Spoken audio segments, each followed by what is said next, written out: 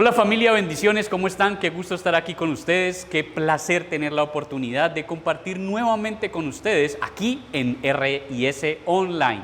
Hoy continuamos con la quinta parte de esta serie maravillosa que hemos titulado Identidad, características de un verdadero cristiano.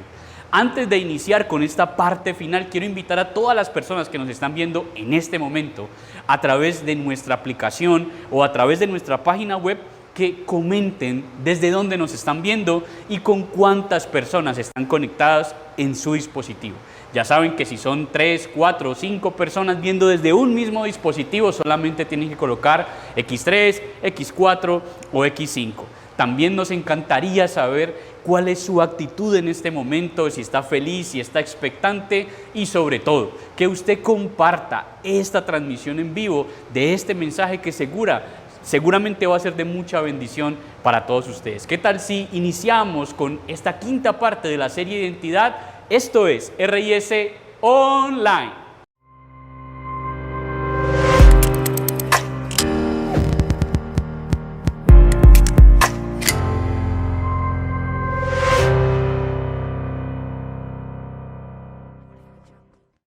C.S. Lewis fue un académico teólogo que se convirtió al cristianismo a sus 33 años.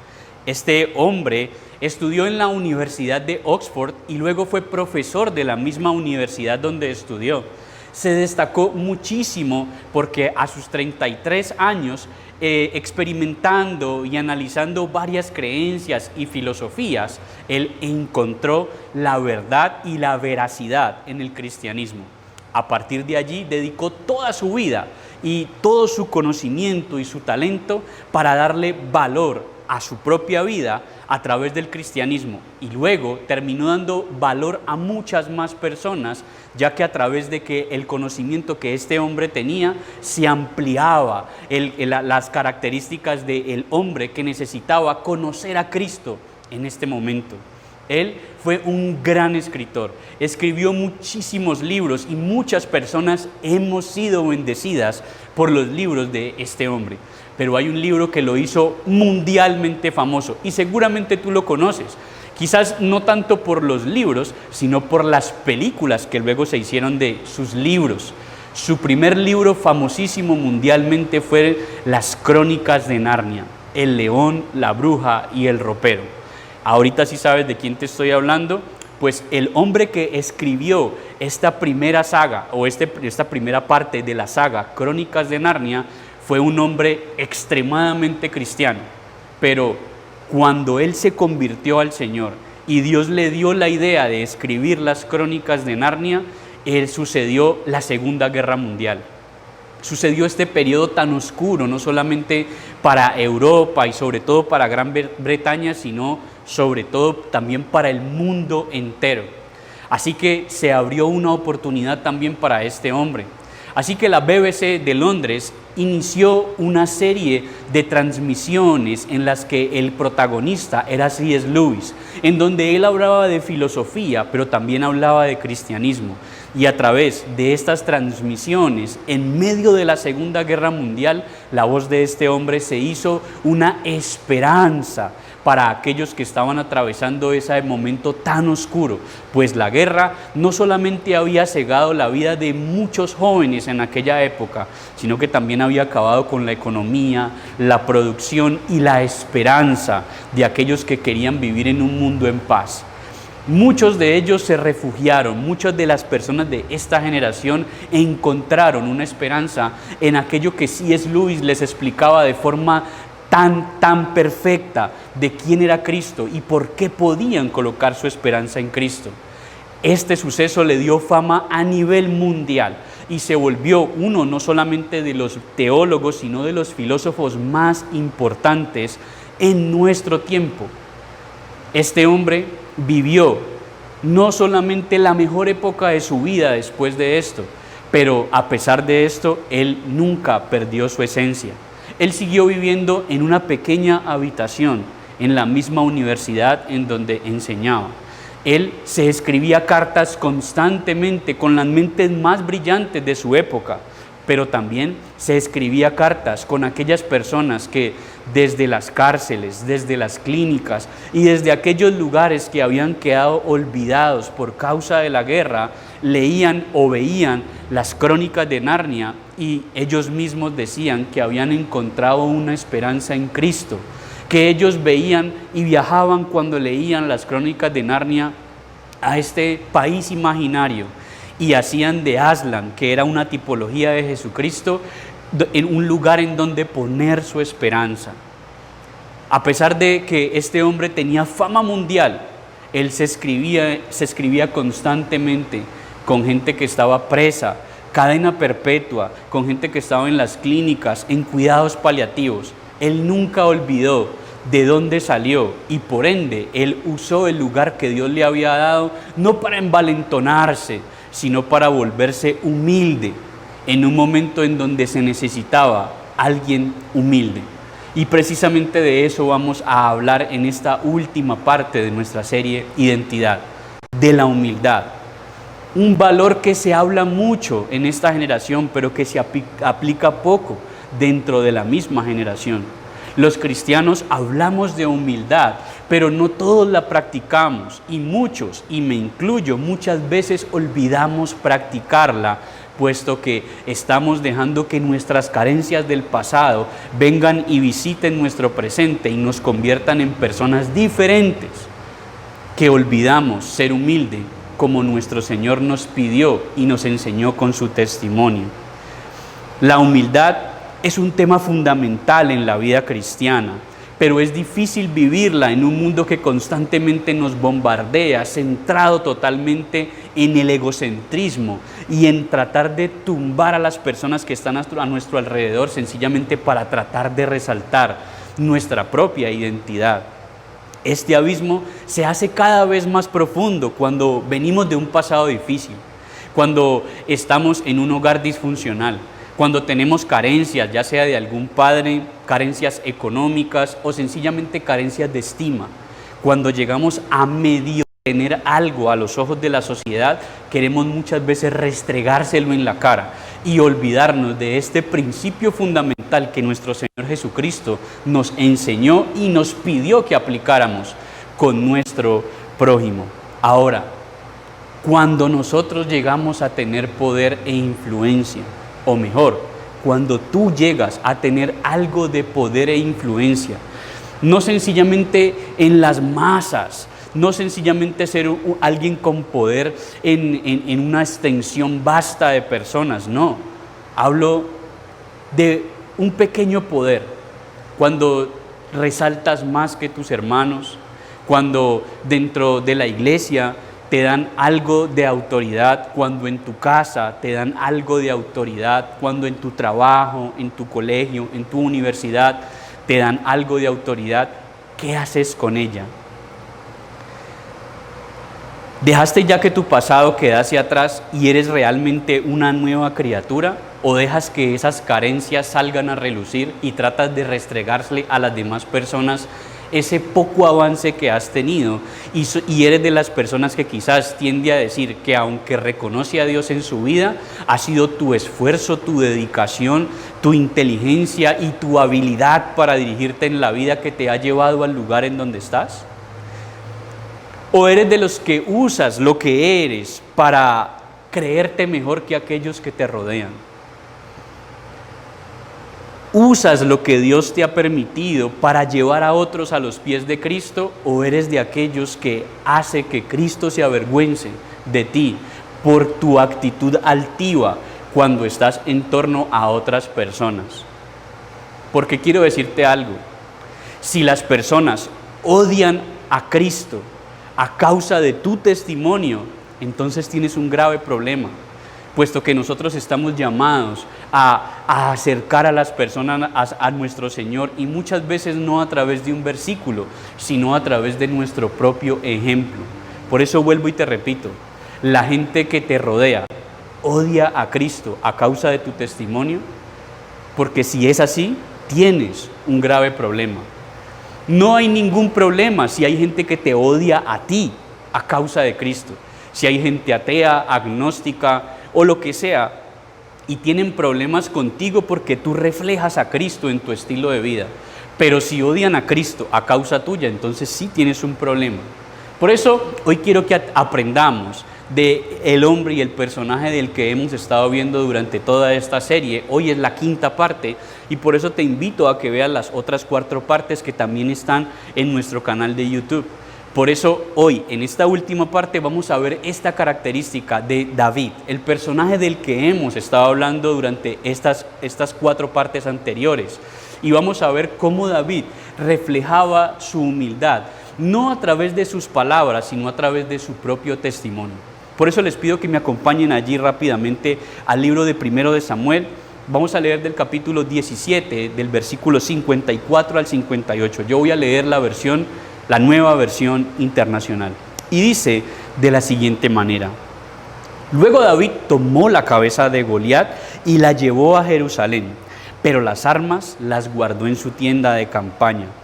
Anteriormente Saúl, al ver a David enfrentarse con el filisteo, había preguntado a Abner, el general de su ejército: Abner, ¿quién es el padre de este muchacho? Le aseguro, su majestad, que no lo sé. Averígüeme quién es, le había dicho el rey. Tan pronto como David regresó después de haber matado a Goliat y con la cabeza del filisteo todavía en la mano, Abner lo llevó ante Saúl. ¿De quién eres hijo, muchacho?, le preguntó Saúl. Y él le contestó: de Isaí, de Belén, servidor de su majestad, respondió David. Desde el punto de vista sociocultural de los judíos, esta respuesta de David era todo lo contrario para lo que alguien de su época que quería autopromocionarse debía decir, sobre todo porque la persona a quien le estaba contestando la última pregunta, ¿de dónde eres y quién es tu padre?, era precisamente el rey de la nación, el hombre más poderoso del país en el que David vivía. Me pregunto, si el presidente de la nación en donde tú estás en este momento llega a ti y te pregunta: dime, ¿qué es lo que tú has estudiado? Dime, ¿cuál ha sido tu preparación como líder? Seguramente tú sacarías tus mejores pergaminos y tratarías incluso de gesticular de manera perfecta para tratar de asombrar a ese presidente y que diga algo muy bueno después de quedar con una perfecta impresión de tu presencia. Pero David lo que hizo fue todo lo contrario. Él le dijo al rey que él era de Belén, de Isaí. Y como muchos de nosotros no conocemos el contexto de esta respuesta, quiero explicárselas brevemente. Cuando él dijo que era de Belén, estaba refiriéndose a que él era del pueblo más pequeño, del departamento más pequeño, en el lugar más recóndito e ignorado de toda su nación. Pero no solamente eso hizo referencia a David, sino que también hizo referencia a que él era hijo de Isaí, que dentro del pueblo más pequeño, del sector más olvidado, era la familia más pobre. Realmente él lo que le estaba diciendo es que venía de la nada, de la nada, de la nada. Y no trató de autopromoverse delante del rey. Pero no solo eso, sino que David era el menor de 8 hijos. Por ende, para un judío era muy claro que David era el menos importante, puesto que la primogenitura dentro de una familia en el contexto judío es muy, muy, muy relevante a la hora de heredar y a la hora de ver a alguien como una autoridad. Para que David fuese la autoridad de su familia, tenía que esperar a que sus 7 hermanos por encima de él murieran, para que él ahí sí pudiese ser la cabeza de su familia, cosa que iba a ser imposible. Por ende, al David darle esta respuesta al rey, él lo que estaba haciendo era una persona muy sincera y honesta, y reconociéndole al rey aquello que el rey mismo había tenido que oír con sus propios oídos, y era que la victoria no venía porque él viniera de una familia prominente, ni por su preparación en la guerra, ni ante la batalla, ni su agilidad, ni su entrenamiento como gran guerrero. Tampoco venía porque su familia fuese una familia adinerada, que le había dado los recursos para que él estudiara la mejor forma, en la mejor academia de manejar una honda para así acertar un golpe preciso en la frente de ese paladín filisteo. No, él muy claramente le dijo a Goliat por qué era que él lo iba a vencer. Y no era por su talento, ni por su preparación, ni por su dinero, ni por su agilidad para pelear, sino que claramente él estaba diciendo que él venía contra él con espada, lanza y jabalina, y con un escudero que le faltó mencionar allí. Pero David lo iba a vencer en el nombre del Señor de los ejércitos, a quien él había desafiado. Esta es perfectamente una muestra de humildad del rey David, puesto que él sabía que no tenía absolutamente ninguna cosa humana, ni de preparación, ni de linaje, ni de herencia, para tratar de creerse delante del enemigo que tenía al frente enorme, o del rey, a quien todo el mundo quizás trataría de sorprender y de adular. Él no lo hizo. Él no se autopromocionó. Él no dejó que sus heridas del pasado vinieran y lo visitaran en el presente, y trató de sacarse una espina de su corazón del pasado y tratar de pincharle el globo al ego de muchas personas en su entorno que trataron de hacerle un traspié para que él no avanzara. ¿Cuántas veces como cristianos hemos caído en prácticas como estas? ¿Cuántas veces olvidamos que hoy tenemos lo que tenemos porque el Señor ha sido bueno?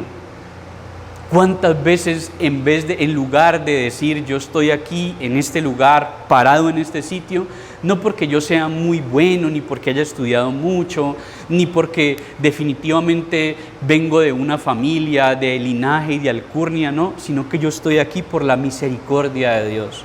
De hecho, yo tengo que aceptarlo en este momento. Yo no estoy aquí porque sea el más preparado, ni porque sea el más santo, ni porque sea el más bueno, ni porque sea un buen predicador. Yo estoy aquí parado por la propia misericordia de Dios. Hoy en día yo soy pastor por la propia misericordia de Dios, y yo reconozco que ha sido Dios el que en cada paso me ha guiado para que yo hoy, de una forma humilde, no una falsa humildad, sino con una humildad sincera, pueda decirle a usted: miren, yo no soy perfecto, yo no estoy el más preparado, pero estoy tratando de que Dios use lo que hay para su gloria y para su honra.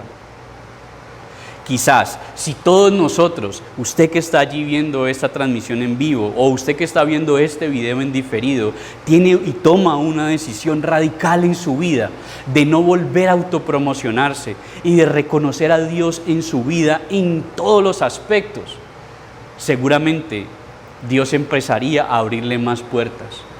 Porque está bien que estudies, está bien que te prepares, está bien que Dios te abra puertas, pero siempre reconoce que si das un paso es por la misericordia de Dios. Humildad es reconocer que dependemos completamente de Dios y que no podemos hacer nada sin Él. Debemos reconocer nuestra necesidad de su gracia en todo momento. El mismo Jesús nos lo dijo a nosotros: apartados de mí, nada pueden hacer. Y mi querido hermano, mi querida hermana, nada es nada. Por eso, ¿qué quiero que aprendamos en este momento? Lo que quiero que aprendamos es algo muy sencillo, pero quiero que quede grabado en sus corazones. Y es lo siguiente: la humildad es reconocer que todo lo que tenemos y todo lo que somos viene de Dios. No algunas cosas desde que conocemos a Dios. Todo lo que tienes viene de Dios. Todo lo que eres viene de Dios. Si hoy estás aquí escuchando este mensaje, es porque Dios quiere recordártelo. Es porque seguramente vienen grandes cosas para tu vida y Dios va a empezar a abrir puertas a tu vida, pero necesita que sepas y entiendas que es Él el que está abriendo esas puertas, no tu habilidad, no es tu talento, no son tus contactos, es Él el que usa a otros medios para abrirte puertas de bendición a ti. Y si lo crees y lo sabes, entonces allí en la caja de comentarios comenta: yo lo creo. Yo te invito a que lo hagas ya mismo. Podemos vernos tentados a caer en la trampa de buscar influencia para demostrar nuestro valor y autopromocionarnos para superar traumas del pasado, puesto que muchas veces por rechazos, ya sea de una pareja, de uno de nuestros padres, rechazos de alguna autoridad, cuando volvemos a tener esa oportunidad de vernos con algo de influencia o de poder, queremos restregarle, sobre todo a esas personas que en el pasado nos hicieron daño, como vea de lo que se perdió. Pero no es sano que eso lo hagas tú. Deja que sea Dios el que te promocione y no te promociones a ti mismo. Escucha lo que te estoy diciendo, no te promociones a ti mismo. Tú quieres fama, tú quieres que Dios te ponga en grandes públicos, entonces reconócelo cuando nadie te está viendo. La palabra es muy clara cuando dice que cierra tu puerta y ora a tu Padre en secreto. Y tu Padre, que ve lo secreto, te lo recompensará en público. Es decir, que la vida pública es directamente proporcional a tu vida íntima con el Padre Celestial. Y por eso nuestras frustraciones no debemos sacarlas cuando tenemos un poquito de público, sino que tenemos que sacarlas es delante de nuestro Padre Celestial, con una puerta cerrada, para que sea Él el que te promocione y no tú mismo te promociones a ti mismo. La humildad es reconocer que dependemos completamente de Dios, que no puedes hacer nada sin Él y que siempre, siempre, siempre necesitas de su gracia y su favor en cualquier lugar, circunstancia en donde Él te ponga, porque los lugares a donde llegas son también que el Señor te pone. Por eso quiero preguntarte ya para finalizar este tiempo, y es lo siguiente: ¿en qué áreas de tu vida necesitas reconocer que ha sido Dios el que te ha puesto allí? ¿En qué debes reconocer tus propias fallas y limitaciones? Porque muchas veces, tratando de esconder nuestras fallas y limitaciones, entonces empezamos a hablar de las fallas de otros y empezamos a autopromocionarnos en aquellas cosas que sabemos que somos buenos, para tratar de evadir las cosas en las que todavía Dios tiene mucho que trabajar. ¿En qué áreas Dios tiene que trabajar de tu vida? Porque eso también es ser humilde, reconocer que no eres un producto terminado. También te quiero preguntar, ¿dónde estarías hoy de no ser por el amor y la misericordia de Dios? ¿Qué sería de tu vida si nunca hubieras conocido a Jesucristo? Mira a las personas que están a tu alrededor, gente que estudia contigo, gente que comparte contigo pero no tiene a Jesús, y mira tú dónde estás hoy. ¿Con quién estás sentado? ¿Con quiénes estás sentado? ¿Con quiénes estás compartiendo? No creas que es porque tú eres muy bueno o muy buena. Estás allí sentado por la propia misericordia de Dios, porque Dios quiere hacer algo grande contigo en el futuro, y por eso Él empezó a conectarte con gente grande. No es por tu talento, es por el amor y la misericordia de Dios. Y el día que tú olvides eso, estás haciendo el curso para volver al lugar de donde Dios te sacó. Por eso no lo olvides. ¿Cuál es el desafío de Dios para tu vida en esta hora? El desafío es sencillo. Cultiva una actitud de humildad y servicio para que puedas ser verdadero discípulo de Cristo. Cultiva, esto no es algo que nace de un momento a otro, tienes que cultivarlo todos los días. Cada que tengas una oportunidad de autopromoverte, allí es la oportunidad para tú cultivar una visión de servicio. Ser humilde es una decisión. Por eso todos los días cultiva eso, cultiva una relación con el Señor, cultiva una relación humilde con tu entorno, no te autopromociones y deja que sea Dios el que te promocione a causa de su amor y su misericordia. ¿Qué tal si hacemos una oración?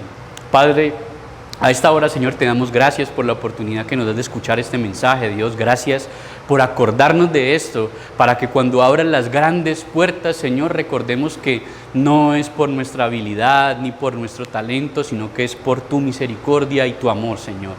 Padre, ayúdanos a tener una verdadera humildad delante de ti, para que podamos ser esos instrumentos útiles que tú necesitas en esta generación. Que a través de nuestro testimonio, Dios, otras personas conozcan tu amor y tu misericordia, y que podamos ser, Señor, esas personas que tú quieres que nosotros seamos, Señor. Padre, muchas gracias te damos en el maravilloso y poderoso nombre de Jesús. Amén y amén.